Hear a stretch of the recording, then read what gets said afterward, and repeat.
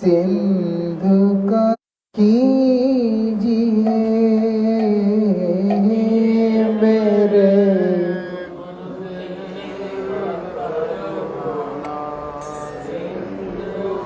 जन्म हूँ अधम आधीन अशर अब शरण में लीजिए हूँ अधम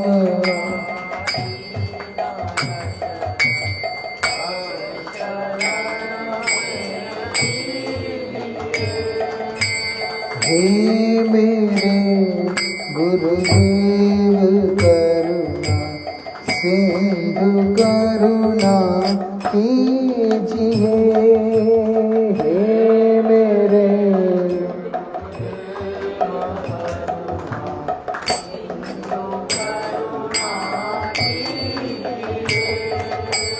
खा रहा गोते हूँ मैं भव सिंधु के मझधार में खा रहा गोते हूँ मैं भव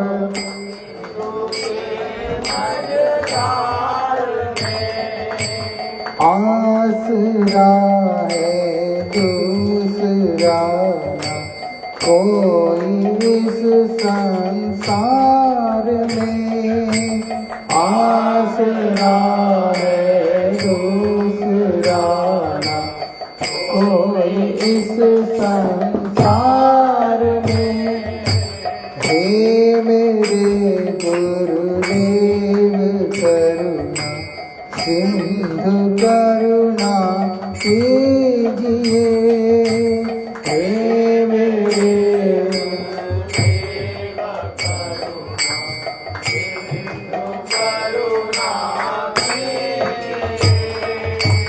मुझ में जब तप न साधन और नहीं कछ ज्ञान है मुझ में जब तप न साधन और नहीं कछ ज्ञान है निर्लज्जता है एक बात और बस अभिमान है निर्लज्जता है एक बात और बस अभिमान है पाप बोझे से लदी नैया बगर में जा रही पाप बोझे से लदी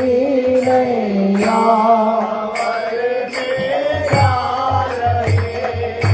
नाथ दौड़ो अब बचा ले जल्दी डूबी जा रही नाथ दौड़ो अब बचा लो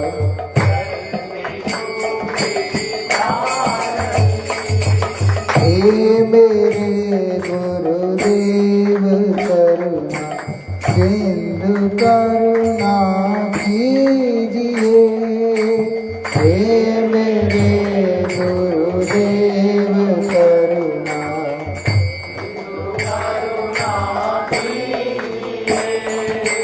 आप भी यदि छोड़ दोगे फिर कहाँ जाऊंगा मैं आप भी यदि छोड़ दोगे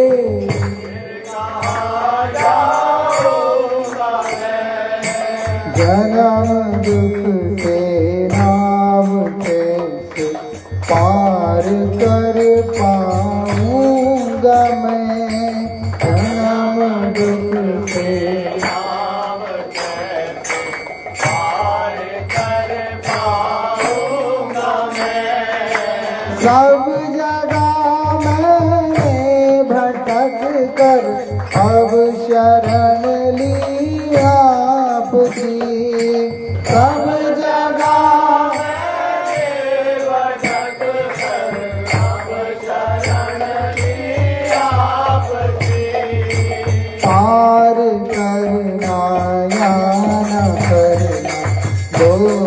मर्जी आपकी।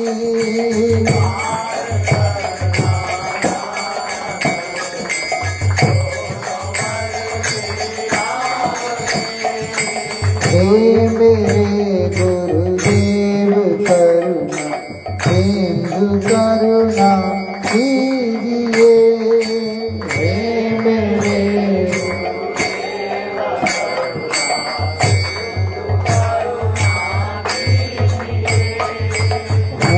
अधम आधीन शरण अब शरण में कीजिए। अधम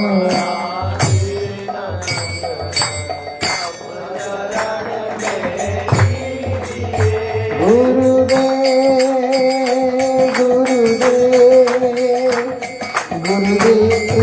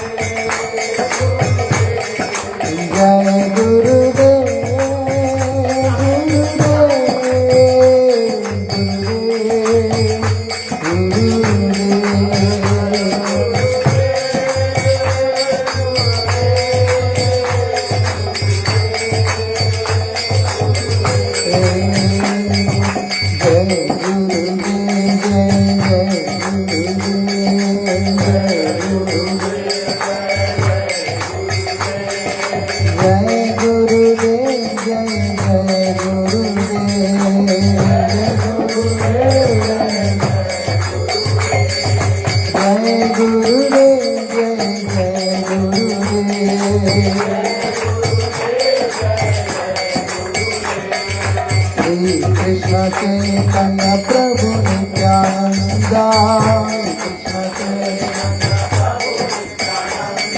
श्री अद्वैत गदाधर श्रीवासादि गौर भक्तवृंदा। श्री अद्वैत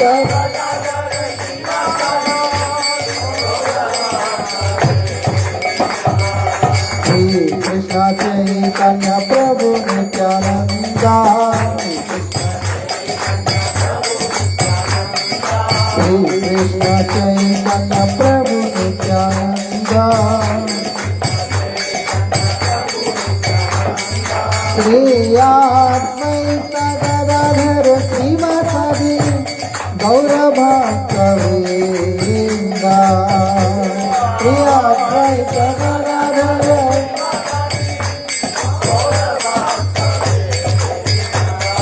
श्री अद्वैत गदाधर श्रीवासादि गौर भक्तवृंदा।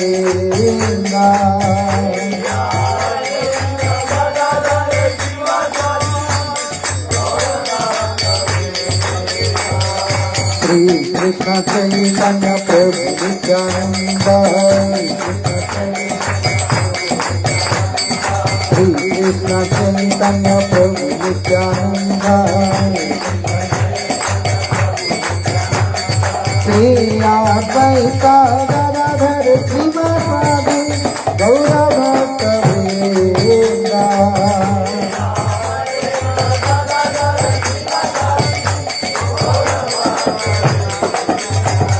श्री अद्वैत गदाधर श्रीवासादि गौर भक्तवृंदा।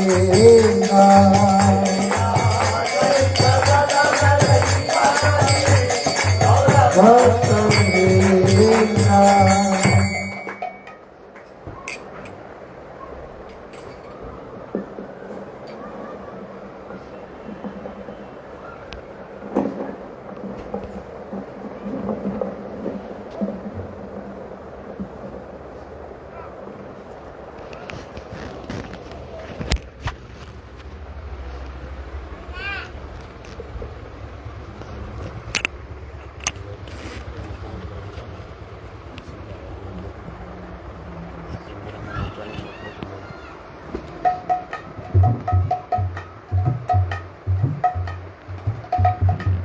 जय राधा माधव कुंज विहारी जय जय राधा माधव कुंज विहारी जय राधा माधव कुंज बिहारी जय राधा माधव कुंज बिहारी गोपी जना वल्लभा गिरिवरधारी जय गोपी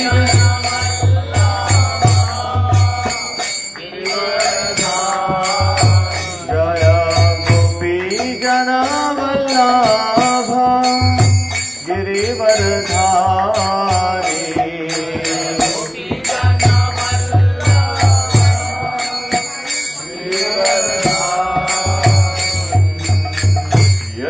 यशोदानंदन व्रज जनरंजन यशोदानंदन यशोदानंदन व्रज जनरंजन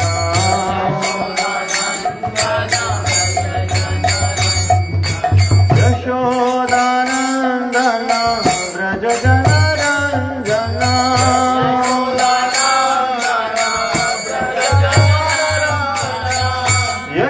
यशोदानंदन व्रज जनरंजन यशोदानंदन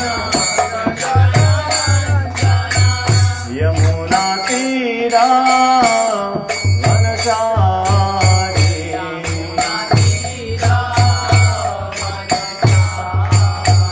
यमुना तीरा वनचारी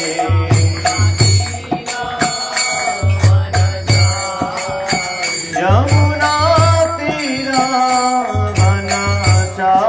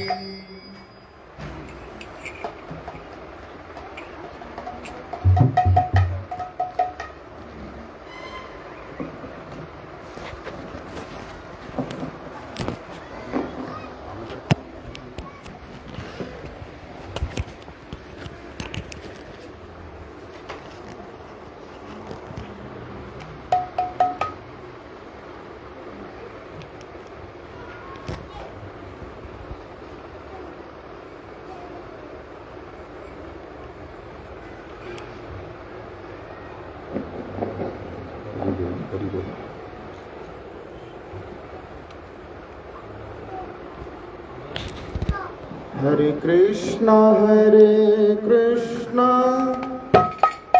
कृष्ण कृष्ण हरे हरे हरे राम राम राम हरे हरे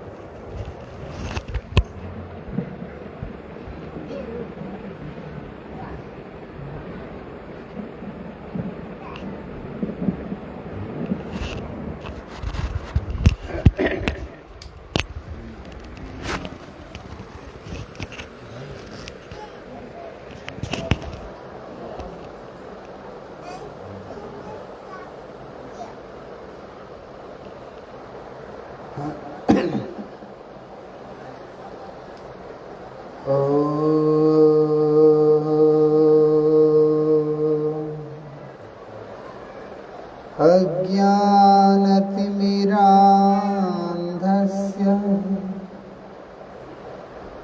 ज्ञानाञ्जनशलाकया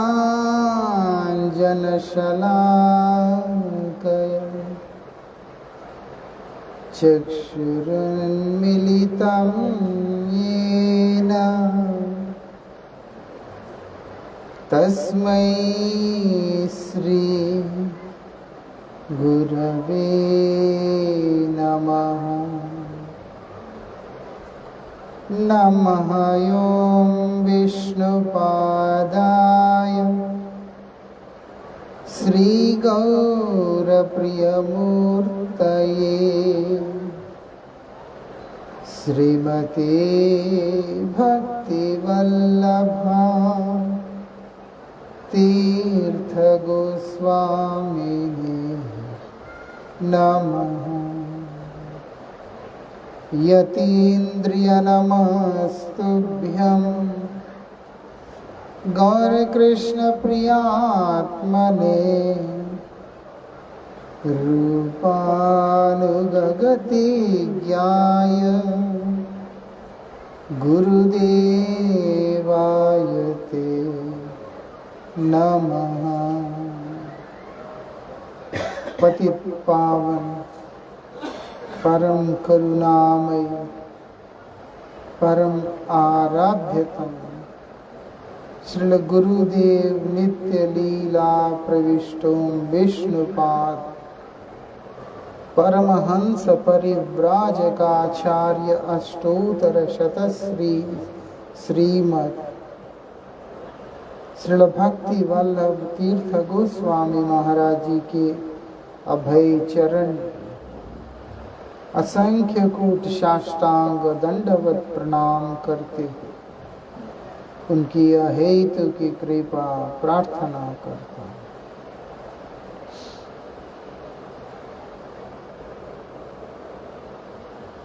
भगवान परम दयालु है ना।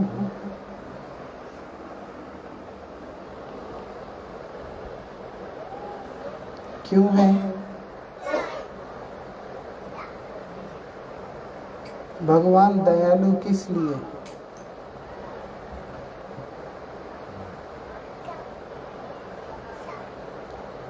भगवान इसलिए दयालु हैं, हर अवस्था में जीव के साथ में रहते हैं, हर अवस्था में जीव के ऊपर अपनी कृपा बना के रखते हैं, हर अवस्था में जीव से केवल प्रेम ही करते हैं। ऐसा बिना किसी विचार के कि हम सही चल रहे हैं कि गलत चल रहे हैं, इसका कोई विचार भगवान नहीं करते। वो केवल प्रेम करते, इसीलिए वो दयालु है। दुनिया ऐसा नहीं है।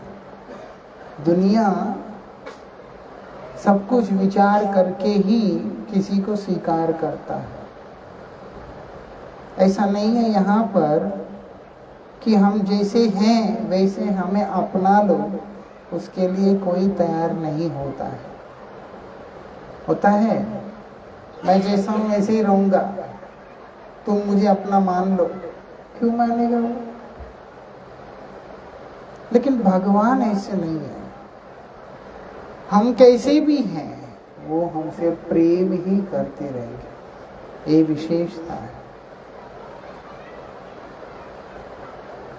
लेकिन ये चीज हम लोगों को कब अनुभव होता है? जब हम लोग भी प्रयास करें उनसे प्रेम करने का। नहीं भी प्रेम करना है, कम से कम उन्हें समझने का प्रयास करते हैं, तो भी हमको यह सत्य, ये अनुभव हमारे जीवन में आएगा कि भगवान कितने दयालु हैं। ऐसा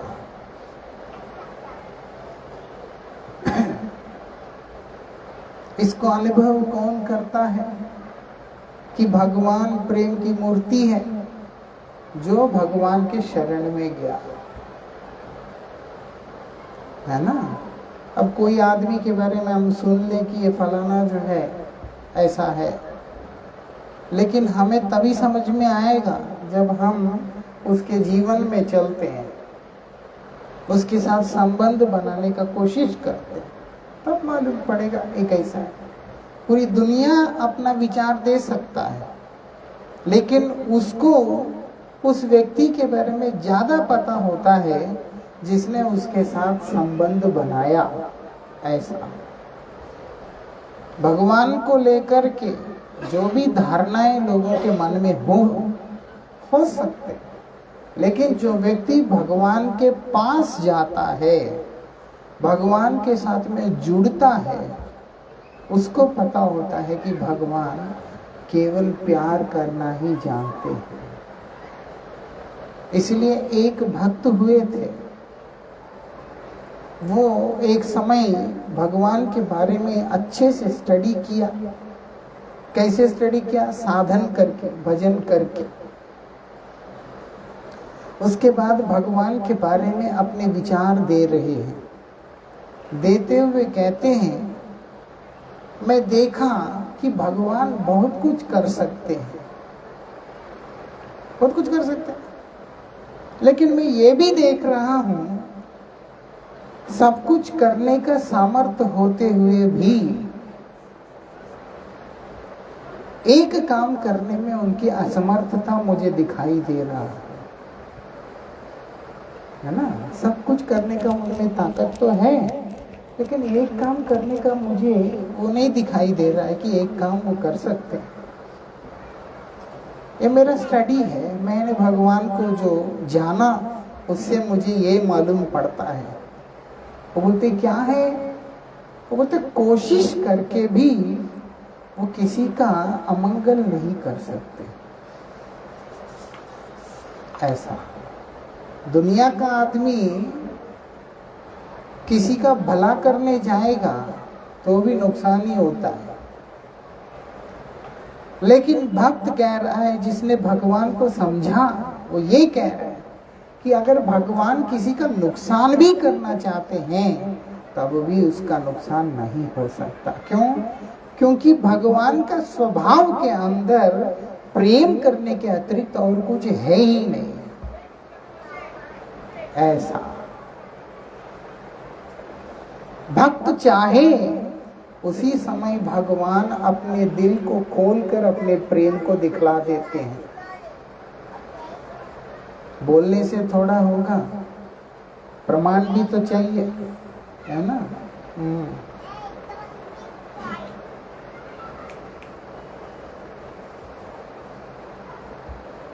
बोलने से नहीं होगा, प्रमाण चाहिए।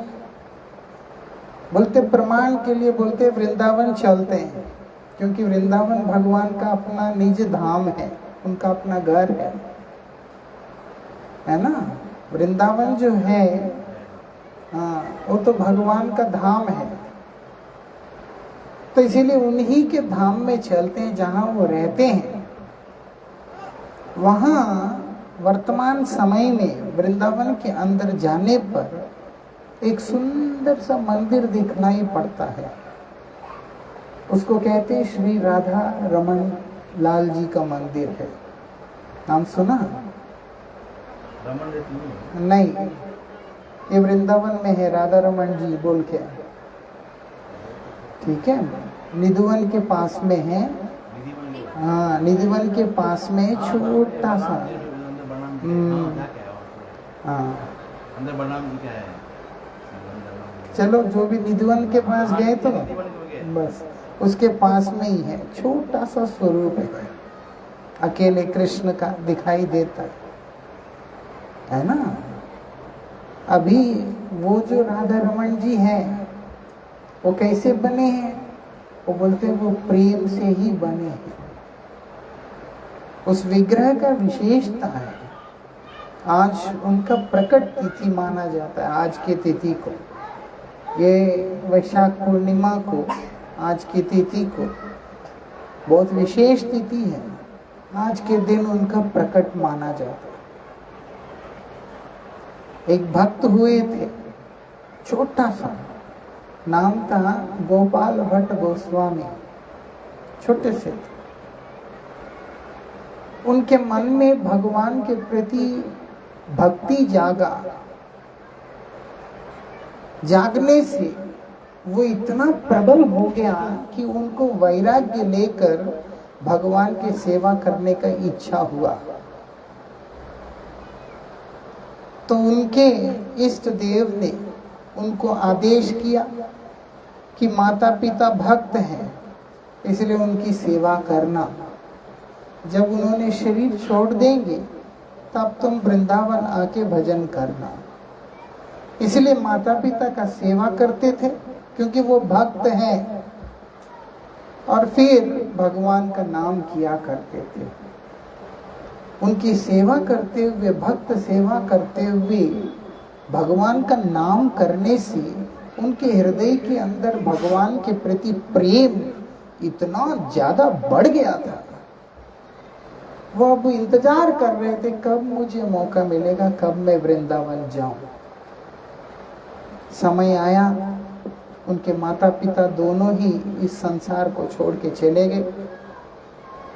विवाह तो करना नहीं था, क्योंकि भगवान में जिसका अनुराग होता है उसको और किसी जीवन साथी की जरूरत पड़ता नहीं है।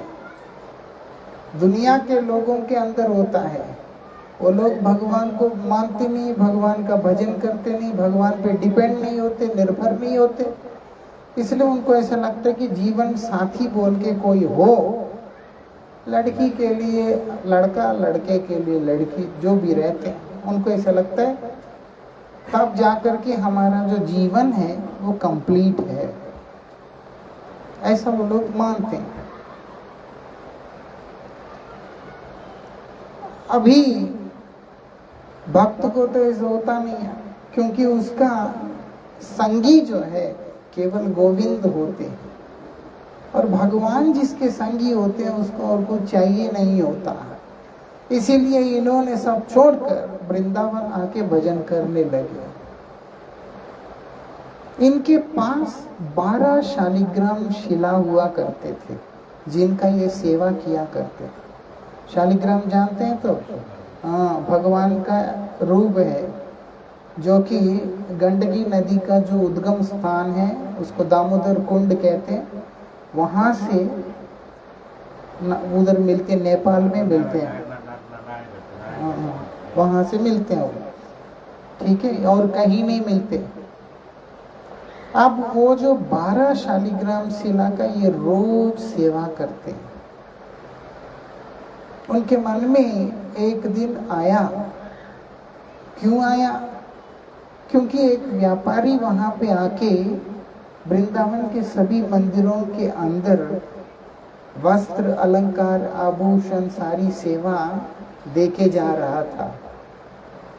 विग्रह होते थे, उनकी सजावट करते थे, बढ़िया सा हार श्रृंगार पहनाते थे, मुकुट वगैरह लगाते थे।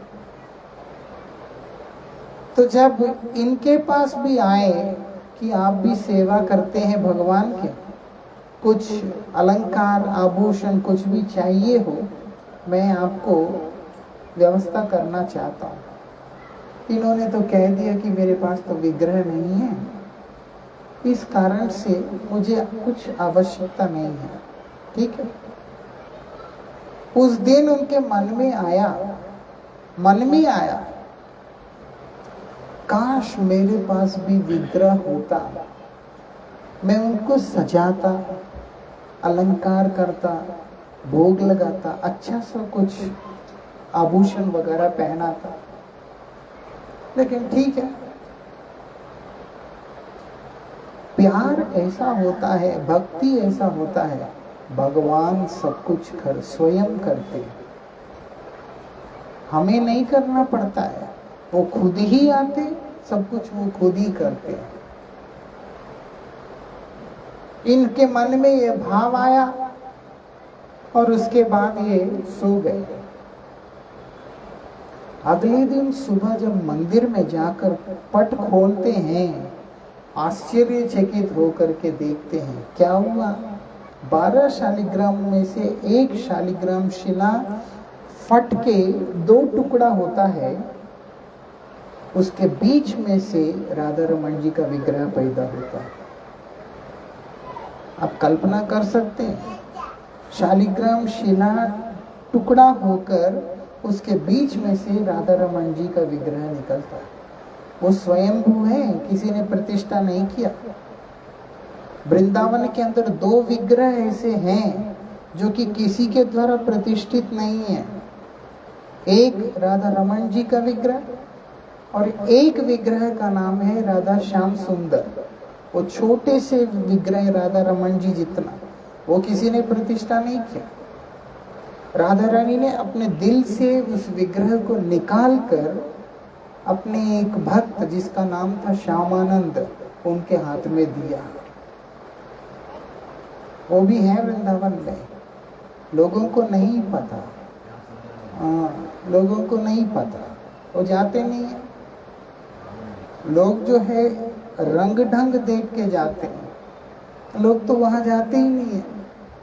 लेकिन वृंदावन में हैं ऐसे विग्रह। राधा रमन जी जो है उस शालिग्राम के बीच में से निकल के आए हैं। वो आज ही के तिथि में वो आए हैं। आज उनका प्रकट तिथि। किसके लिए आए?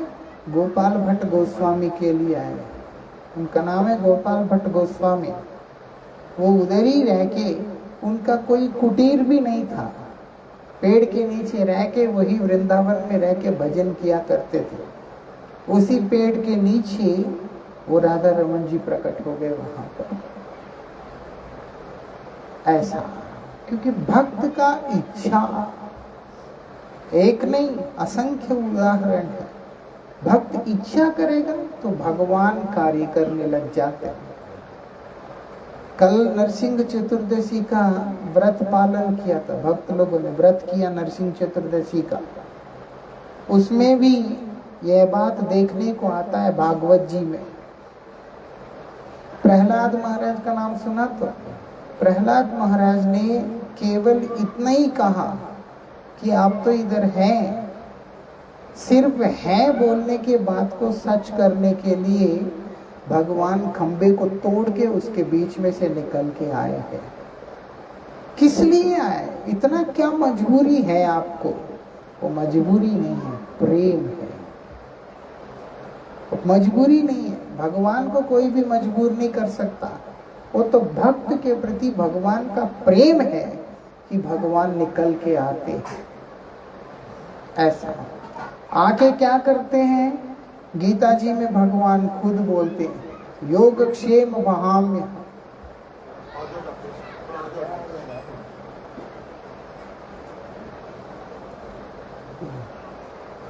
है ना, ध्यान देना। भगवान आके करते क्या है? आ गए, फिर सेवा करो जी उनका। बोलते तुम्हें चिंता करने की जरूरत नहीं है, मैं तुम्हारे जीवन में आया तो मैं क्या करूंगा? योगक्षेम वहाम्य हम, तुम्हारा योग और क्षेम मैं वहन करूंगा। किसी का जीवन में गोविंद का आना मतलब है उसको निश्चिंत कर देना। ऐसा क्योंकि वो प्रेम होने से सब कुछ भगवान स्वयं ही करने लगते हैं। उसके बाद हमें नहीं करना पड़ता है। लेकिन विशेषता ये है, प्रेम करने वाला ऐसा होता है, वो हमेशा भगवान के लिए करना ही चाहता है। और भगवान क्या बोलते हैं? भगवान कहते हैं जिस प्रकार से, जिस भावना के साथ तुम मेरे पास आओगे, उसी के अनुरूप मेरा तुम्हारे प्रति अभिव्यक्ति होगा। अगर हम प्यार लेकर के, प्रेम की भावना को लेकर के गोविंद के शरण में जाते हैं, तो हमारे प्रेम का मान रखते हुए गोविंद कुछ भी करने को तैयार हो जाते हैं। ऐसे ही करके भगवान ने शालिग्राम के बीच में से अपने आप को प्रकट कर दिया और नाम हुआ राधा रमन लाल। आज वृंदावन के ठाकुर है राधा रमन जी, ऐसा। और जो आश्रित व्यक्ति होता है उसका योग और क्षेम मतलब क्या है? मतलब जिस वस्तु की उसको आवश्यकता है, उस आवश्यक वस्तु को उसे प्रदान करना, और जो उन्होंने दिया उसकी रक्षा भी वही करना है। इतनी अद्भुत बात है। जो हम मांगते सब कुछ नहीं देते, जो हमारे लिए लाभदायी है वो सारी चीजें वो हमको देते, देने के बाद उसकी रक्षा भी वही करते हैं। क्यों? क्योंकि प्रेम करते हैं। ऐसा जैसे माता पिता, बच्ची है, खिलौने चाहिए होते, लाके दे देते हैं समझने के, बाद में खेल के। ऐसा नहीं है कि बच्चा खिलौने संभाल के रखेगा, वो तो जहां तहां छोड़ करके ऐसे चला जाएगा, अपना आराम से सो जाएगा। फिर उसके बाद माई है उन खिलौनों को उठाकर सब सजा करके रखती है, फिर दोबारा जब उसको खेलना होता है फिर निकाल के हाथ में पकड़ाती है। भगवान भी ऐसे ही है। अगर हम उनसे प्रेम कर सकते हैं, हमारे लिए जो जरूरत है वो सबका व्यवस्था वो स्वयं करेंगे, सबका व्यवस्था खुद करें। करने के बाद उसकी रक्षा भी वही करें। ऐसा एक नहीं, दो नहीं, अनेक उदाहरण है इस प्रकार से शास्त्रों के अंदर। जो हो, आज वही राधा रमन जी का प्रकट तिथि है, उनको हमें स्मरण करना चाहिए। साथ ही आज एक और भक्त हुए हैं जिनका नाम है माधवेंद्रपुरी, उनका भी आज प्रकट तिथि है। वो भी बड़े अद्भुत भक्त हुए हैं। उनका क्या नियम है? उन्होंने सब छोड़ दिया था। उनका नियम है, वो किसी से कुछ मांगेंगे नहीं कि मुझे भूख लगी है खाने को दो, ये बात बोलेंगे नहीं वो कभी। वो क्या करेंगे? सिर्फ भगवान का सेवा करेंगे, भगवान का नाम करेंगे, और कुछ भी खाएंगे नहीं, सिर्फ दूध पिएंगे, और वो भी सूर्यास्त के बाद नहीं खाएंगे। नियम कितने रखे अपने ऊपर। ऐसा नहीं है कि चलो मैं कुछ कर नहीं रहा, कोई कभी भी दे देगा खा लूंगा, ऐसा नहीं।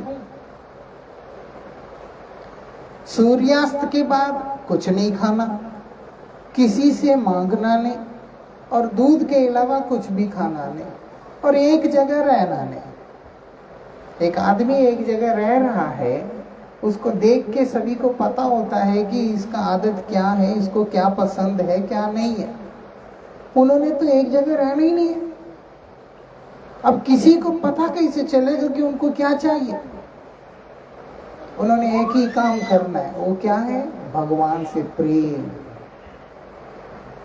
इसीलिए भगवान का नाम करना है। प्रेम के साथ में बैठकर ध्यान से भगवान का नाम किया करते थे बस। ये हम लोगों के लिए एक आदर्श है। ये दुनिया के लोग भगवान से प्रेम करते ही नहीं। जब प्रेम करने की बात आता है तो दुनिया से करते हैं, लेकिन भगवान से नहीं करते।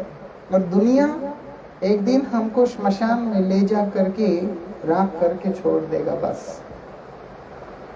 लेकिन जो हमारा रक्षा करते हैं, कदम कदम पर हमारी रक्षा करते हैं, उनके प्रति हम अनुराग कर नहीं पाते। ये महापुरुष लोग इस संसार में आके हम लोगों को सिखला रहे हैं, बतला रहे हैं। समझ में आता है? यही माधवेंद्र पुरी बात, इतने नियम रख के बैठ गए और भगवान का नाम करते। वही घूमते घूमते घूमते व्रज में आए हैं, भगवान के धाम में आए हैं। जब व्रज में आके गोवर्धन पर्वत के पास में आके, गोवर्धन पर्वत है ना, भगवान ने उठाया था, उस पर्वत के पास आके वहां एक जगह है गोविंद कुंड बोल के। जब इंद्र ने भगवान के चरणों में अपराध किया था, तब स्वर्ग से स्वर्ग गंगा को लाकर ऐरावत के सूंड से उन्होंने भगवान का अभिषेक किया था। वो जो अभिषेक का जल जहाँ संग्रहित हुआ है वो गोविंद कुंड बन गया था बाद में। उसी कुंड के किनारे में बैठ के भजन कर रहे हैं। क्या होता है, अचानक एक बच्चा आता है, एक लोटा दूध लेकर के एक बच्चा आके कहता है, ए लो पियो इसको। वो बोलते कौन है भैया ये? बोलते तुम भूखे हो, मांग नहीं सकते हो। वो देख रहे हैं उसको, इतना छोटा सा प्यारा सा बच्चा, छोटा सा प्यारा सा बच्चा बोल रहा है। और ये विरक्त महात्मा जिसको भगवान के अलावा किसी से लगाव ही नहीं है, वो बड़े ही आश्चर्य के साथ प्यार से उसको देख रहे हैं। बोलते हम कुछ भी दे सकता है, लेकिन तुम दूध के अलावा कुछ और लोगे नहीं, इसीलिए दूध लेके आए, पी के रख देना, मैं बाद में आके लोटा ले लूंगा। बोले किसने बताया भैया तुमको? भगवान को किसी को बताना होता है? उनको सब पता होता है। सर्वांतर्यामी है गोविंद, सभी के हृदय में विराजमान रहते, बैठे हुए रहते हैं। वो हमारे सबके दिल में रहते हैं, हमें उनको ढूंढने के लिए कहीं जाने की जरूरत नहीं पड़ता, अंदर है, लेकिन उसको समझने के लिए हमें जाना पड़ता है, क्योंकि यहाँ होते हुए भी हम उनको देख नहीं पा रहे हैं, अनुभव नहीं कर पा रहे हैं। ऐसा नहीं है कि भगवान कहीं से आके हमारे दिल में बैठेंगे। चैत्य गुरु के रूप में, नारायण के रूप में, विष्णु स्वरूप में भगवान जीव के साथ में हृदय में बैठे हुए हैं।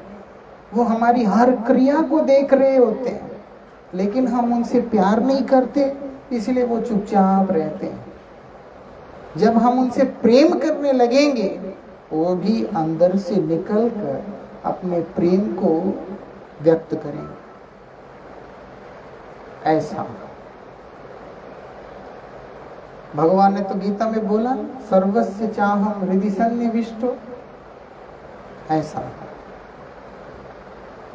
ये भी बोल दिया, सहस्र शीर्षा पुरुष सहस्राक्ष सहस्रपाद स भूमिम विश्वतो वृत्त अत्यतिष्ठ दशांगुलम। ऐसा मतलब हृदय स्थान में 10 अंगुल के माप के दृष्टि से वहां पर हृदय स्थान में जीव के वहां पर भगवान विराजमान है। उस श्लोक की चर्चा में हम जाएंगे। कहने का मतलब है कि वेद भी यही कहते हैं, भगवान स्वयं भी यही कहते हैं कि मैं जीव के हृदय में स्थित रहता हूँ, बैठा रहता हूँ। लेकिन प्यार नहीं करने के कारण वो बताते नहीं है, साथ में रह के देख रहे होते हैं।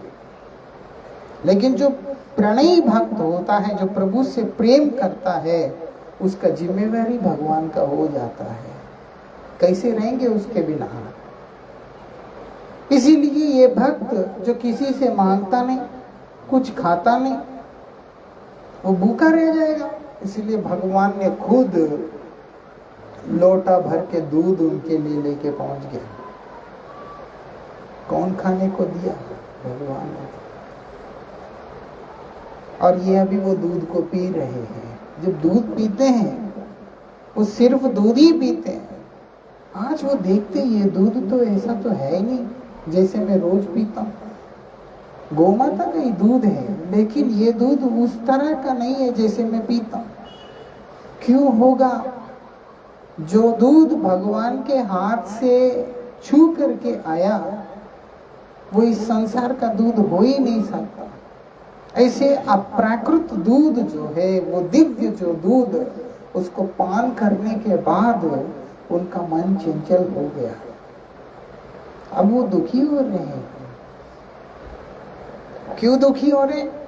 बोलते मुझे भगवान के अलावा किसी से आकर्षण ही नहीं होता, लेकिन आज मेरा मन उस बच्चे के पीछे क्यों जा रहा है? बार बार मेरे मन में आता है कि वो बच्चा कौन है, कब आएगा, आएगा कि नहीं आएगा। वो जिधर से गया उधर ही देख रहे हैं। वो हैरान हो रहे हैं, दुखी भी हो रहे हैं और सुखी भी हो रहे हैं कि ऐसे बालक आज तक कभी देखा नहीं। और दुखी भी हो रहे हैं कि भगवान के अतिरिक्त मेरा किसी और से अनुराग क्यों हो रहा, आकर्षण हो क्यों रहा है। ऐसा भक्त भगवान के अलावा किसी के भी प्रति आकर्षित नहीं होता है।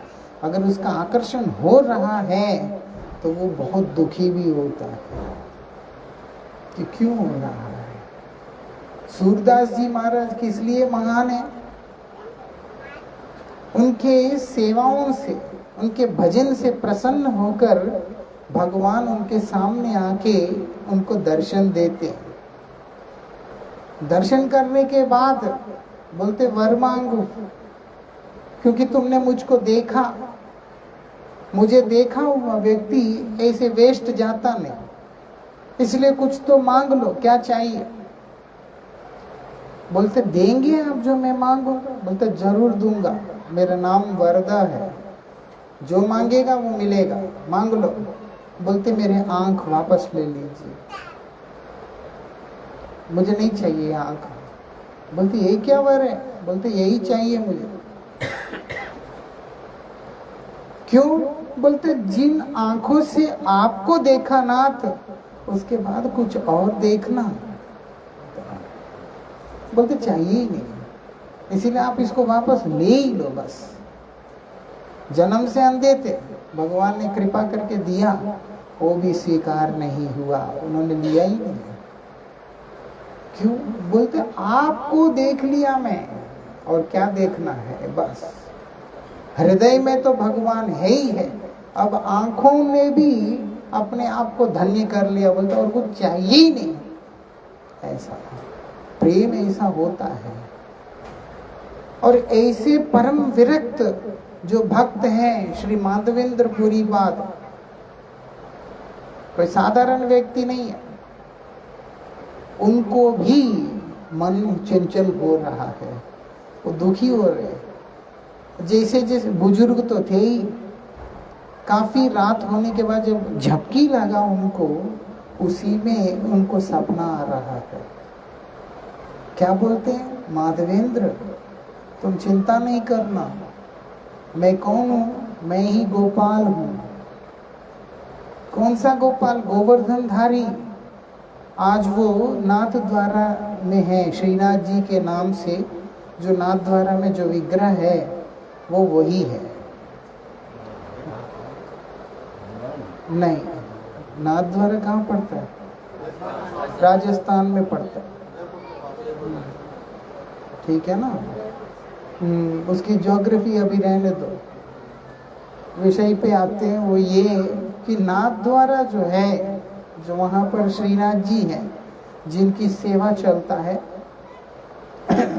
वही श्रीनाथ जी गोवर्धन के जो गोपाल हैं, जो माधवेंद्र पुरी पाद को सपना दे करके कह रहे हैं।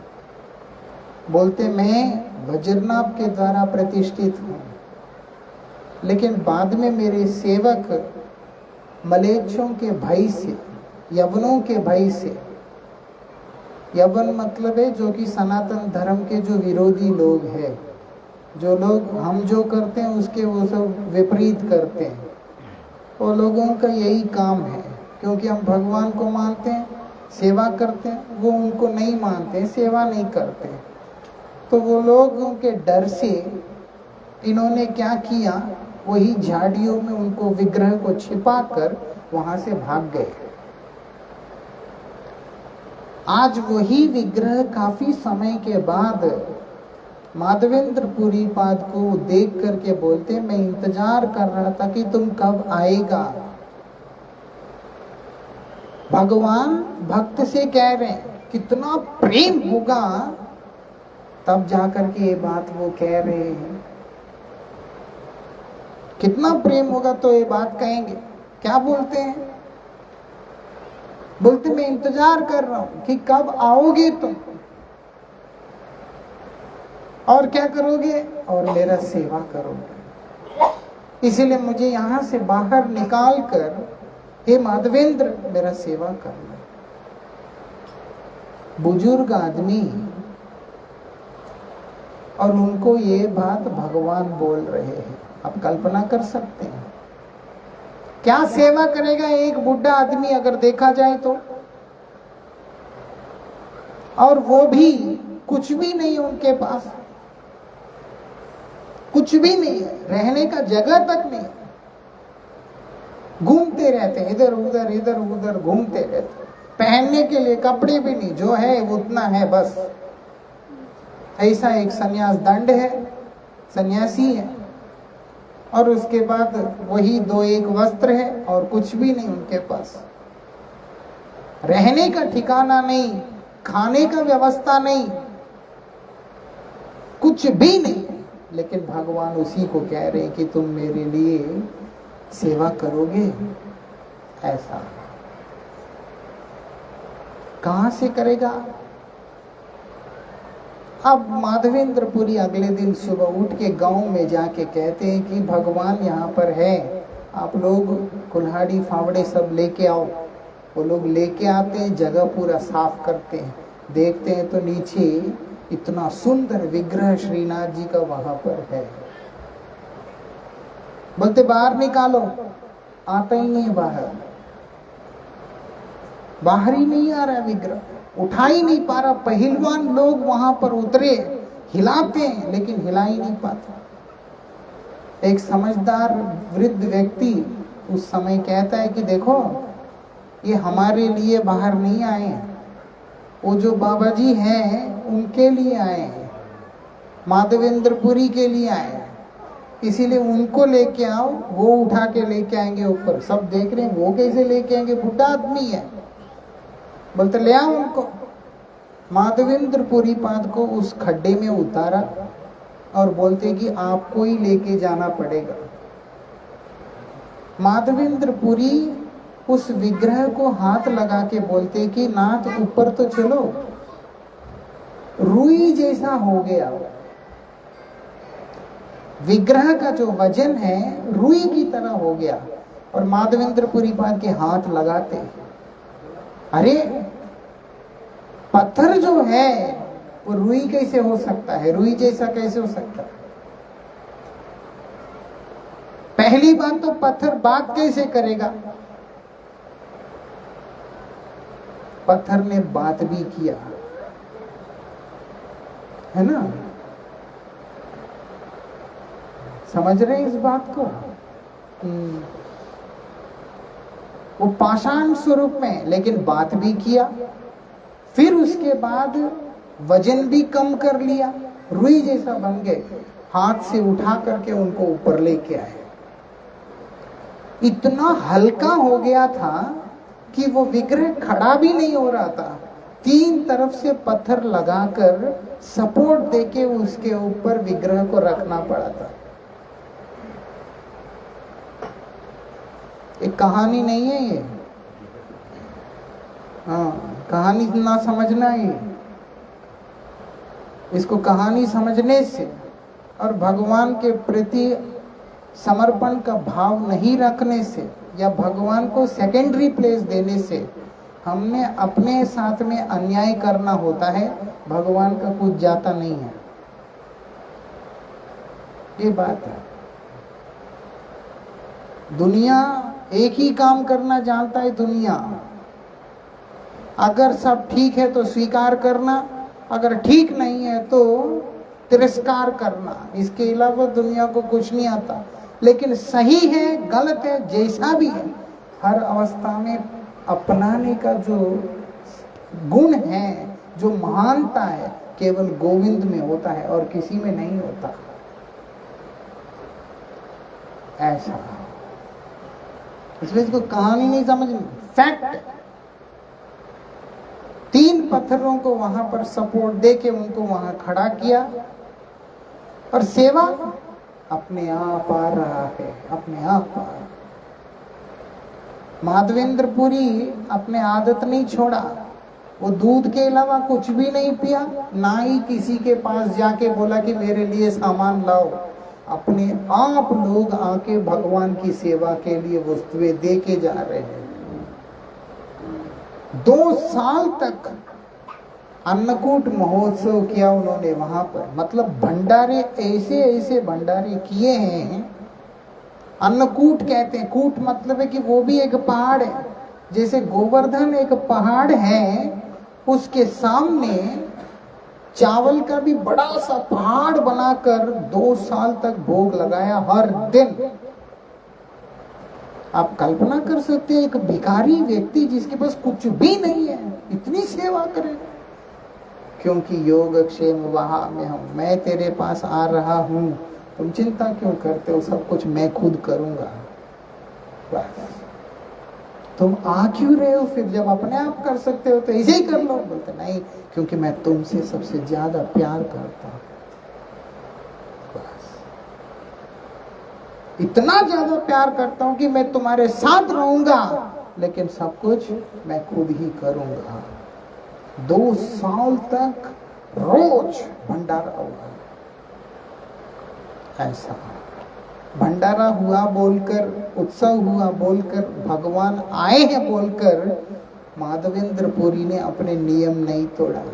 बोलते आपके लिए आया प्रभु, आपकी सेवा का वस्तु है, मेरे लिए यही है कि आप मेरे जीवन में है, मेरे लिए वही काफी है, मुझे और कुछ चाहिए ही नहीं है। ये विशेषता है। होता क्या है, 2 साल के बाद भगवान माधवेंद्रपुरी को बोल रहे हैं मेरा शरीर में जलन हो रहा है। भगवान का शरीर में जलन होता है। भक्त की महिमा देखो कितनी अपार है, उनके शरीर में कहां जलन होता है। लेकिन फिर भी वो कह रहे हैं कि मेरा शरीर जल रहा है, अगर तुम चंदन लगा दोगे, अभी वो चंदन यात्रा ही चल रहा है, 21 दिन का चंदन यात्रा चल रहा है। कितने दिन और है अभी, होगा 24 तारीख तक है लगभग, ऐसा 21 दिन का ये चंदन यात्रा चलता है। अभी माधवेंद्रपुरी बात को भगवान बोल रहे मुझे चंदन लगाओ। अक्षय तृतीया को शुरू होता है, क्योंकि शरीर जल रहा है। कौन सा चंदन स्पेसिफाई कर रहे हैं, मलईगिरी चंदन जो उत्कल में मिलता है। कहाँ उड़ीसा में मिलने वाला चंदन और कहाँ वृंदावन, लगभग 2000 किलोमीटर का फर्क है। और ये 80 साल के ऊपर के बुजुर्ग आदमी है, उनको भगवान बोल रहे मेरे लिए चंदन लाओ। और वो भी प्यार इतना ज्यादा है, कैसे लाऊंगा ये भी नहीं सोच रहे, सीधा भगवान का बोलते ऐसे ही करूंगा।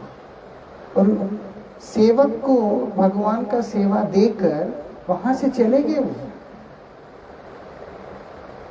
10,000 गाय, बड़े बड़े भंडार भरा हुआ अन्न का सामान, दुनिया भर की चीजें भगवान के लिए इकट्ठे होकर के रखा हुआ था।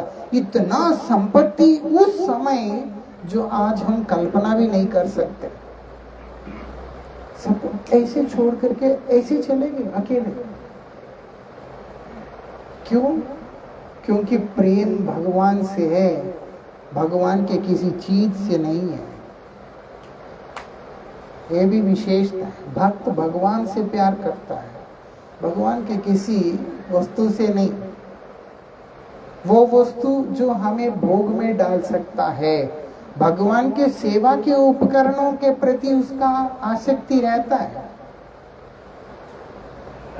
क्योंकि उससे सेवा भगवान का हो रहा है। लेकिन इससे भोग मेरा हो रहा है, जिसमें मैं भोग में फंसूंगा, ऐसी कोई भी चीज में भक्त आसक्त नहीं होता है। सब छोड़ दिया उन्होंने, छोड़कर सीधा उत्कल के लिए निकल गए। इतनी भक्ति कि वो चलते चलते बालासोर में रेमुना नाम के गांव में पहुंचते हैं। वहां पर विग्रह है खीर चोरा गोपीनाथ बोल के। वैसे उनका नाम मदन गोपाल बोल के भी था, और भी 2-3 नाम उनके पहले बदले थे। उस समय नाम था गोपीनाथ। उनको वहां पर खीर भोग लगता है, खीर भोग लगता है। इतना सुंदर खीर, उसको अमृत केली कहते हैं। विश्व में कभी कोई ऐसी जगह नहीं जहां इतना बढ़िया खीर बन सकता। वो खीर 12 कुल्हड़ों में भगवान को भोग लगता है। उन्होंने पूछा पुजारी से, क्या भोग लगता है यहाँ पर, सेवा कैसे करते हैं? वो लोगों ने बोला ऐसे ऐसे हम खीर वगैरह भोग लगाते हैं, वही इसमें विशेषता। उनके मन में आया, इसका स्वाद अगर मुझे देखने को पता चल जाए, ऐसे ही खीर में गोवर्धन जाके गोपाल जी के लिए बनाऊंगा। अगले मुहूर्त में उनके मन में आता है कि मेरे अंदर खीर खाने का इच्छा हुआ, दुखी हो गया होता। इसीलिए वो उस जगह को छोड़ के चले गए कि मुझे यहाँ नहीं रहना। भगवान को प्रणाम किया और चले गए। हम जाते वृंदावन में राधा रमन जी का थोड़ा प्रसाद मिल जाए, खीर मिल जाए, राधा दामोदर जी का प्रसाद मिल जाए, कुछ मिल जाए, लेकिन उनके अंदर ये भाव ही नहीं है। उनको वो भी ऐसा लगा कि मेरे जीवा के भोग के लिए मैं तड़प रहा हूं। वो उधर से छोड़ के चले गए, लेकिन भगवान से रहा नहीं गया। भगवान से रहा नहीं गया। भगवान क्या करते हैं, खीर का एक लोटा उठाकर अपने कपड़े के नीचे छिपा लेते हैं। मंदिर पुजारी बंद कर देता है, खा पी के सो भी जाता है। आधी रात जब होता है तब भगवान पुजारी को बोलता है कि उठ। बोलते उठ क्या करूं, मंदिर खोलो। मंदिर खोल के बोलते वहां मैंने खीर छिपा के रखा, ले जा करके माधवेंद्रपुरी को दो। खीर मैंने छिपाया, निकाल के माधवेंद्रपुरी को दो। वो वहां गए, मंदिर खोला, देखा तो भगवान के कपड़े के नीचे खीर छिपा हुआ है। मालूम है भगवान का एक नाम हो गया खीर चोरा। जिसने खीर चोरी किया, छिपा के रख लिया कपड़े के नीचे, भक्त के लिए। भगवान भक्त के लिए कुछ भी अपने सिर पे लेने के लिए पीछे नहीं हटते। ऐसा इसी क्रम में खीर चोरा नाम पड़ा, इसी क्रम में रणछोड़ नाम पड़ा। ऐसा माखन चोर भी इसी क्रम में पड़ा। नहीं तो भगवान को चोरी करने की कोई जरूरत नहीं है, लेकिन विशेषता ये भक्त के लिए भगवान कुछ भी कर दे। आज वो खीर चोरी कर लेते हैं और उसके बाद भक्त के लिए भेजते हैं वहां पर। ऐसे भक्त हैं माधवेंद्रपुरी पाद। और जिस माधवेंद्रपुरी पाद को कोई भी नहीं जानते वहां पर, उस माधवेंद्रपुरी पाद जब तक जगन्नाथपुरी पहुंचते तब तक पूरी दुनिया उनको जान चुकी थी।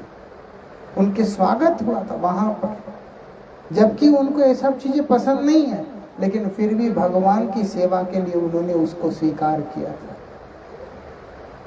आज उनका जन्मोत्सव है। ऐसा भगवान इतने कृपालु हैं, इतने दयालु हैं आप बोल सकते तो भक्त हैं इसीलिए किया। जो भक्त नहीं भी है उसके लिए भी भगवान प्रेम ही करते हैं। घर में भी अगर बच्चा किसी काम का नहीं होता है, माँ बाप भी जो है उसको खिलाने के लिए रोते हैं एक समय आने के बाद, मालूम है? कोई हाँ या ना भी बोलो, ये बात सत्य है। अगर संतान बिना काम का है, बेटा जवान हो गया काम नहीं करता है, ये वो, माता पिता कलपते हैं। उनको भी जब छोटे होते हैं तभी खिलाना अच्छा लगता है, तभी प्यार करना अच्छा लगता है। जब जवान हो जाते हैं वो देखते हैं ऐसा। ये भी बोलते हैं कि लोग क्या बोलेंगे, अरे तुम्हारा बेटा है, लेकिन वो प्यार जो है लोगों के देखरेख में, दुनिया क्या बोलेगी इस डर में शिथिल हो जाता है। एक समय आता है वो अपने बच्चों को लानत देते, कोसते रहते कि तू किसी काम का नहीं है, ये है वो है करके। और अगर आदतें थोड़ा बिगड़ते हैं तो उसके बाद लात मार के भी निकाल देते हैं। ऐसा ये दुनिया का ये विशेषता है, हाँ कि नहीं? लेकिन भगवान खाने को दे रहे हैं। कौन भूखा मर रहा है दुनिया के अंदर? भगवान खाने को दे रहे हैं, हवा दे रहे हैं, श्वास दे रहे हैं, धूप दे रहे हैं, ताप दे रहे हैं। शरीर के अंदर एक ताप मेंटेन करके रखा हुआ है, बॉडी टेम्परेचर मेंटेन करके रखा हुआ है। ये क्या जड़ वस्तु है? ऐसे ही हो जाता है ऐसा। जितना टेम्परेचर शरीर के अंदर रहने से, जितना तापमान शरीर में रहने से हम बीमार नहीं होते हैं, जिंदा रहते हैं, उतनी तापमान को सब समय मेंटेन करके रख रहे हैं। कौन रख रहा है ये? क्या टेक्नोलॉजी रख रहा है? भगवान रख रहे हैं ऐसा। कितना होता है? 98 पॉइंट कितना होता है जो भी है, 98.7 ऐसा कुछ जो भी रहता है। कम होने से भी आदमी बीमार होता है, ज्यादा होने से भी बीमार हो जाता है। और कितनी अद्भुत बात है, सब समय हमारा वो बॉडी टेम्परेचर लेवल मेंटेन रहता है। वो रहता है इसीलिए खाना भी पच रहा है। शरीर के अंदर जो आग रहता है, जठराग्नि जिसको कहते हैं, उसको साइंस इंग्लिश में कोई भी अग्नि कहे, जो भी है व्हाटएवर, वो कौन जला रहा है? माचिस है वहां पर, लाइटर है, कौन जलाता है? भगवान कृपा करके वो आग शरीर में रखा, इसलिए कुछ भी खाते हैं वो पच रहा होता है। सिर्फ पचता ही नहीं है, इतनी जबरदस्त मशीनरी रखा, जो चीज जिस जगह पे जाना है वो वही जाता है, और जो वेस्ट होता है वो निकल के स्टूल से बाहर आ जाता है। कितनी जबरदस्त अरेंजमेंट भगवान ने किया हुआ है। कोविड हुआ, लोग मरने लगे थे। जब सांस लेने में तकलीफ हो रहा था, उन लोगों को ऑक्सीजन प्रोवाइड किया गया था। एक ऑक्सीजन को अलग से सिलेंडर में, कंटेनर्स में रख कर वो उनको देना पड़ा। इतने पॉइंट देना है, उतने पॉइंट देना है, ऐसी एक सिस्टम बना करके। लेकिन भगवान ने हम लोगों को श्वास लेने का व्यवस्था दिया। कितना नेचुरल, कितनी परफेक्ट मशीनरी अंदर फिट किया हुआ है। पूछते हैं भगवान, तुम मुझे क्या बिल पे कर रहे हो? कौन सा साइंटिस्ट है जो कि जमीन बना सकता है? कौन सा साइंटिस्ट है जो कि हवा बना सकता है? कौन सा साइंटिस्ट है जो कि पानी बना सकता है? कौन सा ऐसी साइंटिस्ट है जो कि आकाश को बना सकता है? ये 5 तत्व जो इस संसार में हैं, उसको वो लोग लेकर के कुछ प्रयोग जरूर कर सकते हैं। लेकिन अगर हम ध्यान से देखें, ये 5 तत्वों को कोई भी वैज्ञानिक बना ही नहीं सकता। कौन बनाता है? भगवान बना रहे हैं। और एक से भी पूछा, इतनी हवा मैंने तुमको मुफ्त में दी है, तुम तो मेरा भजन भी नहीं करता, यहां तक कि तुम मुझे मानता भी नहीं। तुम ऐसे बेकार, मुझे मानता तक नहीं है मैंने कभी तुमसे फिर भी बिल मांगा, क्योंकि प्यार करने के अलावा उनको कुछ आता ही नहीं है, तो मांगेंगे क्यों? वो भगवान है। ऐसा नहीं कि सिर्फ भक्तों के लिए, जो भक्त होगा उसका रेसिप्रोकेशन जो है भक्त देख पाता है, जो भक्त नहीं है वो देख नहीं पाता, वो दुर्भागा है। हमारे गुरुजी कहते थे, बड़ा तुम एक आंख देकर एक किडनी देख के बड़ा अपने आप को दानी कहलाते हो, इतना ही दान करना है तो दोनों आंख दे दो, दोनों किडनी दे दो, हार्ट दे दो, सब दे दो। ऐसा भगवान कितने दयालु हैं। छोटी सी मोती आंख में हो जाता है ना कैटरैक्ट, लेजर करने के लिए कितना पैसा लगता है। हार्ट में जो है वेन्स में थोड़ा सा ब्लॉकेज हो जाता है, तेल तूल दुनिया भर की गंदगी खा के फैट्स कोलेस्ट्रॉल जमकर हो जाता है। एक स्टेंट डालने के लिए कितना पैसा लगता है। अरे कोई बीमारी नहीं, भगवान ने कृपा करके ऐसे शरीर दिया,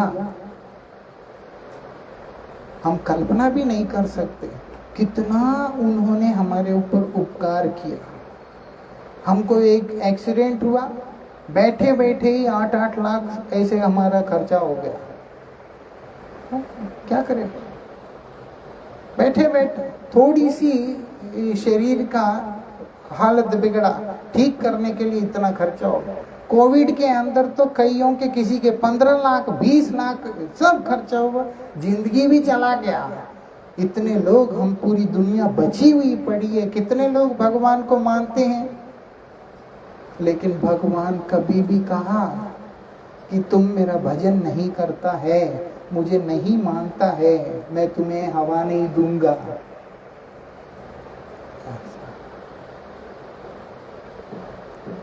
नहीं, मेहनत किए बिना तो कुछ मिलता नहीं है, निश्चित रूप से नहीं मिलता है। कुत्ता कौन सा मेहनत करता है, सुअर कौन सा मेहनत करता है? जो इस संसार के अंदर के जितने भी जीव हैं, उन सब के लिए भगवान ने प्रकृति में भरपूर मात्रा में भोजन का प्रबंध करके रखा हुआ है। लेकिन समस्या ये है, अपनी बुद्धि का प्रयोग करके भजन छोड़कर, उस प्रभु से अनुराग करना छोड़कर हम लोग एक दूसरे के मुंह से खाना खींचने में व्यस्त है। इसलिए किसी को मिल रहा है, किसी को नहीं मिल रहा है, लेकिन भगवान की तरफ से कोई कमी नहीं है, वो हर एक को दे रहे हैं। क्यों? क्योंकि प्यार करना ही उनको आता है। इतना प्यार माँ भी नहीं कर सकती, इतना प्यार बाप भी नहीं कर सकता है। बाकी बाहर के दुनिया के लोगों की तो बात तो भूल ही जाओ। ऐसा है, जो भगवान को मानने वाले जो शुद्ध भक्त होते हैं, उनके लिए शास्त्र कहते हैं, कोटि मात्र समस्नेही, करोड़ों माताओं का प्रेम को एक जगह पर एकीभूत करने से वो कितना होता है, उतना भगवान को प्रेम करने वाले भक्त के हृदय में होता है। और भगवान में कितना होता है आप कल्पना भी नहीं कर सकते। इसलिए ऐसे परम दयालु ठाकुर हैं, उनको हमेशा भजन करना चाहिए, उनको हमेशा स्मरण करते रहना चाहिए, हमेशा उनके प्रति आभार का भाव के साथ में जीना चाहिए कि प्रभु आपकी कृपा से ही सब कुछ हो रहा है, आप ही है दाता, आप ही है कृपालु, आप ही है मेरा सर्वस्व। यह भाव से भगवान की सेवा करना चाहिए। हम करे ना करे वो हमें प्रेम करते रहेंगे, लेकिन वो अच्छा संतान नहीं होगा। माँ बाप का प्यार को तो ले लेगा, लेकिन माँ बाप से प्यार नहीं करेगा। ऐसे दुर्भागा जीवन हमारा नहीं होना चाहिए। भगवान अतिशय प्रेममयी है, उनका प्रेम का स्वरूप है। राधा रमन जी, उनको स्मरण करना चाहिए, उनका प्रेम का स्वरूप है। खीर चोरा गोपीनाथ जो भक्त के लिए खीर चोरी करते हैं, उनका प्रेम का स्वरूप है। उनके प्रिय भक्त गोपाल भट्ट गोस्वामी, माधवेंद्र पुरी पाद, श्रीनिवास आचार्य इत्यादि ऐसे भक्तों को स्मरण करते हुए, भगवान की आराधना करते हुए अपने जन्म को सार्थक करना चाहिए। हरे Krishna.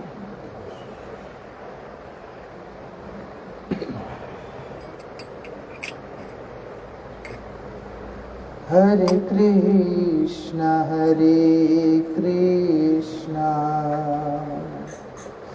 Krishna Krishna Hare Hare Hare Rama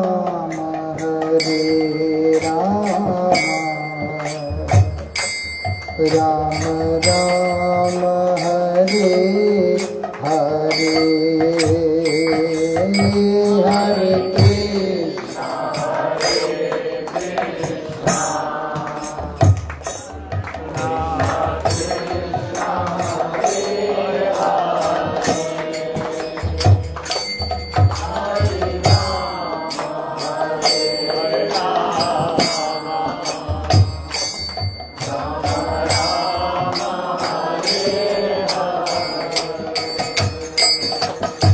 Hare Krishna Hare Krishna Krishna Krishna Hare Hare Hare Rama Rama Rama Hare Hare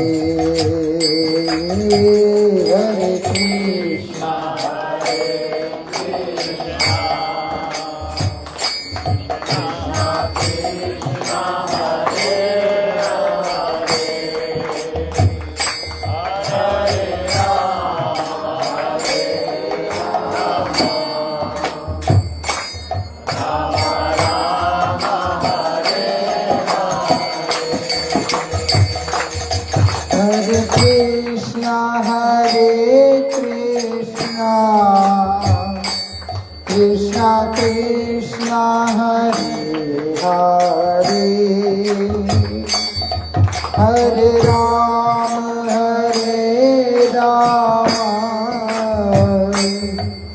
Rama Rama Hare Hare Hare Krishna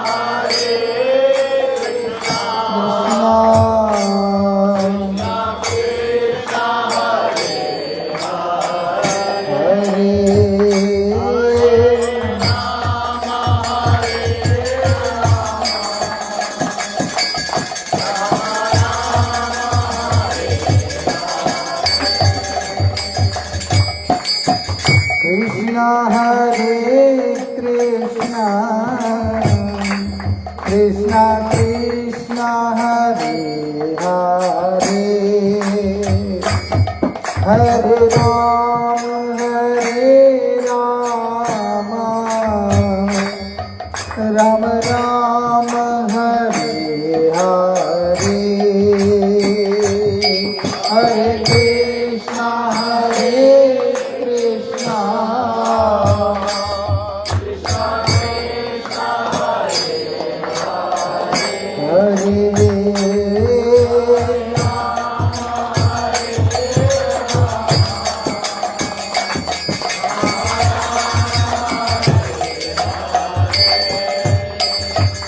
Hare Krishna Hare Krishna Krishna Krishna Hare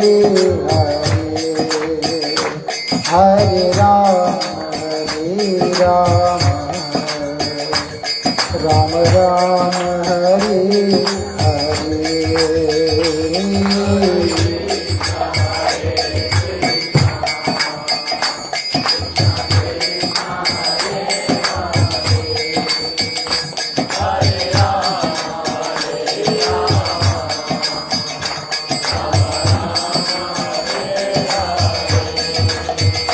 Hare Hare Krishna Krishna Krishna Hare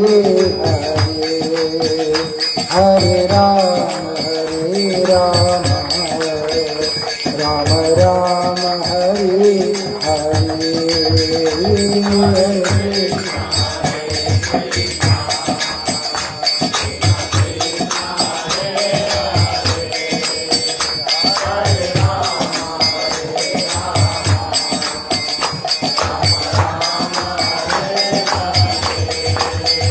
हरे कृष्णा कृष्ण कृष्ण हरे हरे, हरे राम राम राम हरे हरे।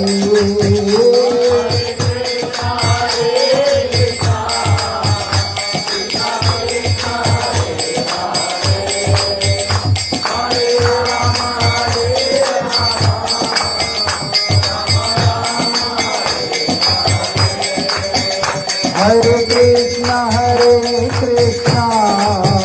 कृष्ण कृष्ण हरे हरे, हरे राम राम राम हरे हरे।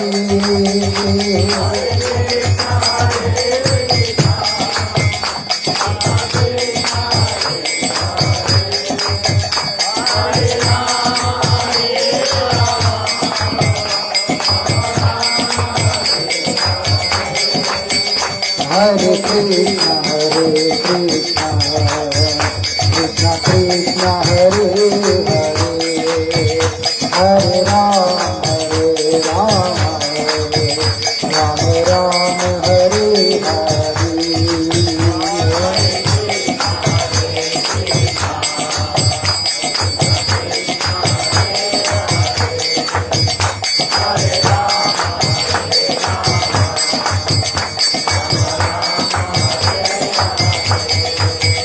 हरि बोल हरि बोल हरि बोल हरि बोल।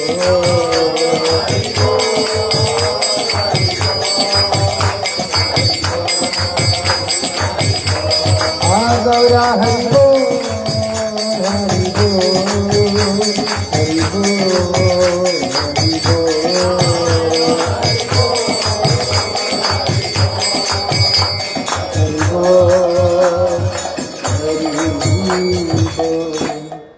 जय श्री श्री गुरु गौरांग गंधर विका गिरिधारी श्री श्री राधा मदन मोहन गोविंद गोपीनाथ, श्री राधा गोकुलानंद पंच तत्वात्मकम श्री गौर हरि की जय।